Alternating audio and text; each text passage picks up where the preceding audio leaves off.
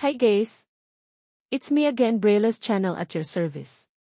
Para sa lahat ng SSS pensioners po natin, especially sa lahat ng SSS survivor spouse pensioners. Para po sa inyo ang videong ibabahagi natin ngayon. Dahil aalamin po natin kung ano-ano nga ba ang mga benepisyo na kailangan mong matanggap bilang isang survivor pensioner. E paano kung bigla ka na lang mawala o mamatay, kanino mapupunta ang iyong mga benepisyo? May burial pa bang matatanggap? Ang lahat ng yan ay ating ibabahagi ngayon, but before we proceed sa ating topic, kung bago ka pa lang sa aking channel, please do kindly subscribe, like, and share na din sa ating mga kaibigan, kaanak o kapwa po natin pensioners. At please do share na din sa ating mga social media accounts para mas marami pa ang makaalam. With no further ado, let's begin na po sa ating topic. Just in. To all SSS survivor spouse pensioners. Dapat alam mo. Survivor pensioner, ano nga ba ang mga benepisyong matatanggap? What is namatay na ang isang survivor pensioner? Kanino mapupunta ang naiwang benepisyo? Ang buong detalye alamin. Ano-ano nga ba ang mga benepisyo ng isang survivor spouse pensioner ng SSS? Narito na po ang mga benepisyo at privileges ng isang survivor pensioner. Kung ang namatay na asawa ay nasa less than 120 months lang ang total contributions sa SSS, makakatanggap lamang si survivor ng one-time lump sum benefits at burial benefits mula sa SSS. Yan lang po ang pwede niyang matanggap. Subalit kung ang iyong namatay na asawa ay umabot o lumagpas sa 120 months ang total contributions, ay makakatanggap siya ng burial benefits upon the death of her husband or his wife, at transferred pension benefits o yung death claim benefits. Dito ita-transfer ni SSS ang pensyon ng namatay na asawa sa kanyang naiwang asawa. Lifetime po itong matatanggap ng survivor hanggat siya ay nabubuhay, at magkakaroon din siya 13-month pay every year. At kung magkakaroon ng dagdag pension increase, ay kasama rin si survivor na makakatanggap.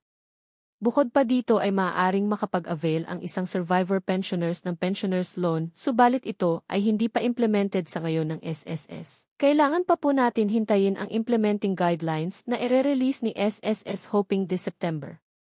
At pwede rin po tayong makapag-avail ng calamity loan or ang 3 months advance pension. Lalo ngayon na naapektuhan po tayo ng pananalasa ng bagyo, ay maaari po tayong makapag-avail nito basta't nasa state of calamity po ang inyong tinitirhan. E paano naman kung namatay na ang isang survivor pensioner? Paano naman ang kanyang pension? May transfer kaya? Para po sa kaalaman ng ating mga survivor pensioners, ang lahat ng kanyang natatanggap na benefits ay tuluyan na pong matitigil.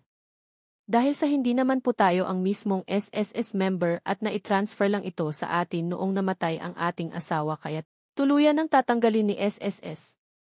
At kahit pa may minor pang anak na nagpe-pension ay hindi po ito maita-transfer sa kanya.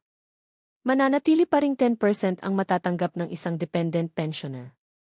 Marami ang nag-aakala na maitransfer daw ito sa kanilang minor na anak, pero hindi po ito totoo. Mas stop na po ang benepisyo once namatay na rin ang isang survivor pensioner. Tanging ang minor na anak na lang ang makakatanggap ng kanyang 10% na pension hanggat wala pa siyang 21 years old or hindi pa nakapag-asawa o nakapagtrabaho. E paano naman kung ang isang survivor pensioner ay may naiwang pension loan sa SSS? Kung sakaling namatay na ang isang survivor pensioner at may existing loan pa po siya, ang anumang outstanding balance ng isang namatay na survivor pensioners ay waived na po. Automatic na bayad na po ito sa SSS. E paano naman kung halimbawa ang isang survivor pensioner ay biglang nag-asawang muli o may kinakasama na? Ang anumang benefits na natatanggap ng isang survivor pensioner ay ititigil na ni SSS once ito ay nag-asawang muli o kahit may kinakasama lang. Kaya't kakailanganin po nating mag-submit ng self-declaration sa SSS during AKOP compliance na katunayan na wala tayong kinakasama. At speaking of AKOP compliance, kailan ga dapat mag-comply ang isang survivor pensioner? Ang lahat ng survivor pensioner ay required na mag-comply o mag-submit ng AKOP sa SSS through email or through personal visit sa any SSS branch. Kailangan niyo pong mag-comply bago pa dumating ang birth month ng namatay mong asawa. Sa birthday po tayo magbabase ng AKOP compliance at hindi sa kamatayan ng inyong asawa. Binabase lang po ang kamatayan ng ating asawa sa ating pension schedule releasing. May ginawa po tayong video tutorial kung paano kayo makapag-complain ng AKOP steps by steps. Pwede nyo po yan panoorin para may guide po kayo. Para sa iba pang mga katanungan o hinaing sa inyong pensyon o iba pang benepisyo, ay maaari po kayong tumawag sa SSS Hotline 1455. That's it! Naway nakapagbigay linaw po ito sa lahat ng ating mga SSS pensioners, lalo na ang mga SSS survivor spouse pensioners natin. Manatili lamang po kayong nakatutok sa aking channel para sa isa na namang SSS topics na para po sa inyo. Marami pong salamat and God bless everyone.